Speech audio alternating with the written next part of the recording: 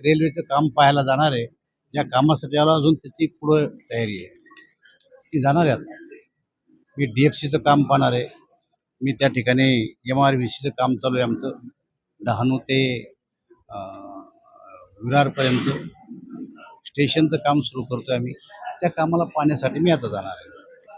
त्या ठिकाणी प्रेस होईल. स्थानिक प्रवाशांनी अशी मागणी केली प्रवास केला असता तर पालघरमधील ज्या प्रवाशांच्या समस्या आहेत त्या ह्या कदाचित सगळ्या आमदार साहेबांना कळाल्या असतात. असं आहे, एक गोष्ट लक्षात घ्या की मला जर MRVCचं काम पाहायचं असेल, मला जर DFCचं काम पाहायचं असेल, मला जर स्टेशनचं काम पाहायचं असेल, तर लोकल रेल्वेमध्ये लोकांची अडचण करून कुठंतरी उतरणं हे काही योग्य होत नाही. आणि म्हणून आमचे DRM, आमचे GM जेव्हा कधी अशा प्रकारची पाहणी करतात तेव्हा अशाच रेल्वेनं त्यांनाही जावं लागतं. मला असं वाटतं की ठिकठिकाणी उतरावं लागणार आहे, अधिकाऱ्यांच्या बैठका घ्यावं लागणार आहे.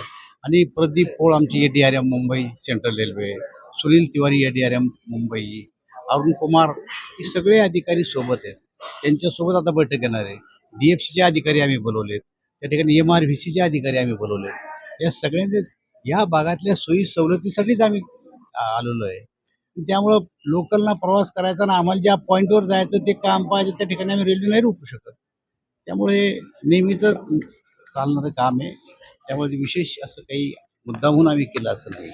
जनतेच्या सेवेसाठी रेल्वेच्या जे काही पायाभूत सुविधा आहेत त्यासुद्धा आता आम्ही डहाणूच्या स्टेशनवर आता वन स्टेशन वन प्रॉडक्ट हे सुद्धा पाहणार आहे.